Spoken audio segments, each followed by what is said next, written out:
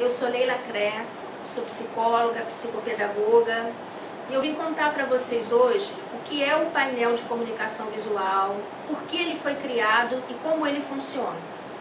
Eu tenho uma grande amiga, colega minha de faculdade, psicóloga como eu, que tem uma doença que leva à perda do tônus muscular. Então, ao longo da vida, essa minha amiga se tornou tetraplégica.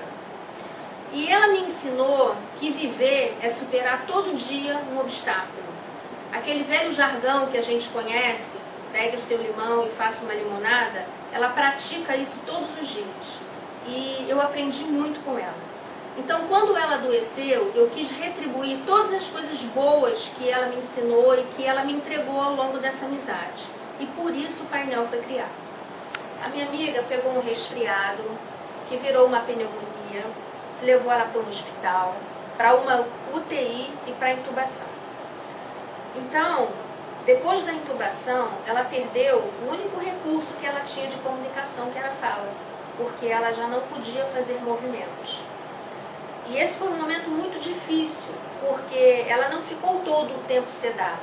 Em alguns momentos a sedação era diminuída e ela voltava à consciência, ela tentava se comunicar com a gente e a gente não tinha a menor ideia do que estava acontecendo. Ela ficou totalmente isolada, ilhada dentro dela mesma. Nesse momento, a gente muito angustiado, os amigos, a família, a gente começou a tentar criar formas alternativas de comunicação. Então, como eu já a conhecia há muitos anos, eu fui fazendo perguntas a ela.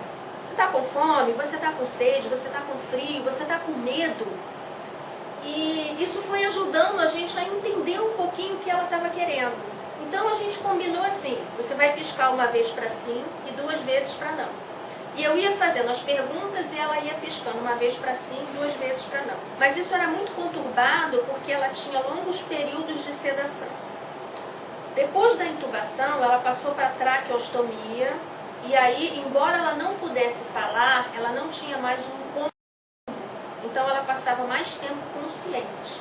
Porém, ela passava mais tempo angustiada, mais tempo sofrendo e a gente sem entender o que ela necessitava. E aí o painel veio se desenvolvendo a partir disso. Porque não dava para a gente ficar fazendo todas as perguntas do mundo. Tá com frio, tá com fome, tá com sede. Então eu criei alguns desenhos de situações específicas da vida dela, do dia a dia dela, que eu achava que poderiam estar acontecendo com ela. E a gente começou a se comunicar com ela a partir desses primeiros desenhos que foram criados. Bom, os desenhos funcionaram, a gente conseguiu manter uma comunicação precária, rudimentar, mas a gente conseguiu falar com ela, entender algumas coisas que ela estava precisando. A minha amiga teve alta, saiu do hospital, foi para casa, está bem. E quando nós voltamos no hospital 1 ano depois, a gente viu que o hospital estava usando aqueles desenhos com outras pessoas. E daí surgiu a ideia de tornar público o painel para que ele pudesse ajudar outras pessoas. Foi assim que o painel de comunicação foi criado. Aqui nós temos o primeiro modelo de painel de comunicação que foi criado. Ele é um painel de figuras e foi criado apenas com algumas indicações de necessidades básicas que ela tinha no momento. Porque até aqui ela ainda estava numa condição hospitalar e a gente não era necessário muitos recursos, porque ela não tinha muitas coisas para comunicar naquele momento. Ela estava num momento de recuperação. Então o que a gente precisava entender? A gente precisava entender se ela estava com frio, se ela estava com fome, se ela estava com medo, se ela estava ansiosa. Eram necessidades básicas. E à medida que ela veio se recuperando, nós sentimos a necessidade de criar um espaço para ela comunicar outras coisas que não aquelas necessidades básicas. Bom, mas antes de contar essa história, eu vou explicar um pouquinho como esse primeiro painel funciona. O primeiro painel, ele funciona colhendo das pessoas uma resposta sim ou não. Então, nós perguntávamos a ela, o que você quer comunicar? Tá no primeiro painel, no segundo painel, no terceiro ou no quarto painel. Então, como é que era feito isso? Você quer me dizer, está no primeiro painel, sim ou não? Era uma piscada para sim, 2 para não. Vamos supor que não estivesse no primeiro painel, tudo bem. Está no segundo painel? Sim. Está no lado direito do segundo painel? Sim.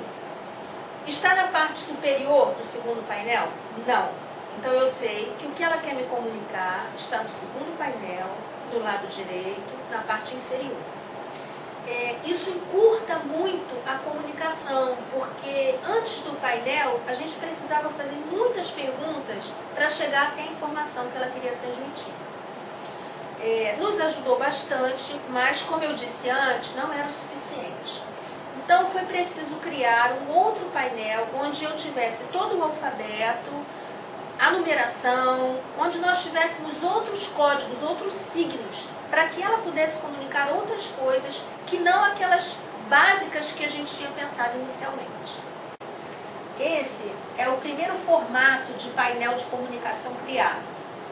Ele tem alguns símbolos que indicam necessidades básicas: fome, sede, frio.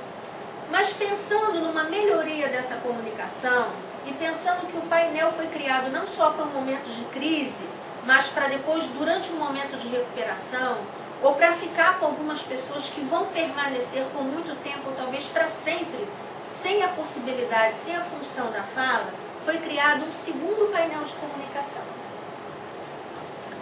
Nesse segundo painel de comunicação, a gente tem uma tabela com colunas e linhas, e dentro dessa tabela nós temos todo o alfabeto, a numeração de 0 a 9 e alguns outros símbolos também que são necessários à comunicação.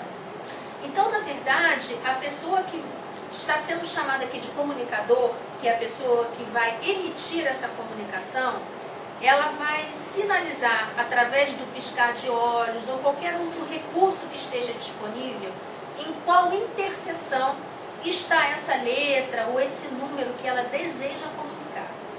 Então, se por exemplo ela estiver com fome, desejar comunicar a palavra fome, ela vai piscar 4 vezes para sinalizar primeiro a coluna. Então ela fará 1, 2, 3, 4. Na coluna 4 eu tenho vários ícones, vários símbolos, mas ela vai piscar 1.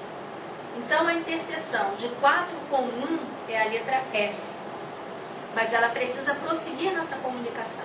Então ela vai piscar 1, 2, indicando a segunda coluna, mas na segunda coluna eu também tenho muitos símbolos, então ela vai indicar também qual é a linha que ela refere. Então 1, 2, para a linha 2. Então ela indicou coluna 2, linha 2 é a letra O. A pessoa com quem ela está se comunicando pode inclusive se antecipar e já fazendo a primeira sílaba, F-O, ela já pode deduzir que é fome e fazer a pergunta e com isso evitar o desgaste da pessoa que está tentando se comunicar, né? O painel pretende ser uma comunicação rápida, prática, fácil, eficaz para pessoas que perderam definitivamente ou temporariamente a função da linguagem. O painel de comunicação ele vai ser inserido num ambiente onde as pessoas estão cansadas, nervosas, preocupadas, ansiosas. Então, no início, ele vai trazer um desconforto, mas se as pessoas puderem persistir, elas verão que ele vai ser muito útil com o passar do tempo. À medida em que ele vai proporcionando a comunicação, ele também vai proporcionando conforto na relação entre as pessoas. Esse painel de comunicação ele pode ser feito em diferentes mídias. Pode ser papel, plástico, ele pode ter o formato de um móvel pendurado no teto, ou um descanso de prato. Ele pode ser pensado em diferentes maneiras, mídias mais rebuscadas ou mais baratas, qualquer coisa que possa atender a necessidade, a realidade de cada família, de cada doente, de cada grupo médico, de cada hospital. Viver, como a minha amiga me ensinou, é encontrar a cada dia uma solução para os problemas que a vida nos traz.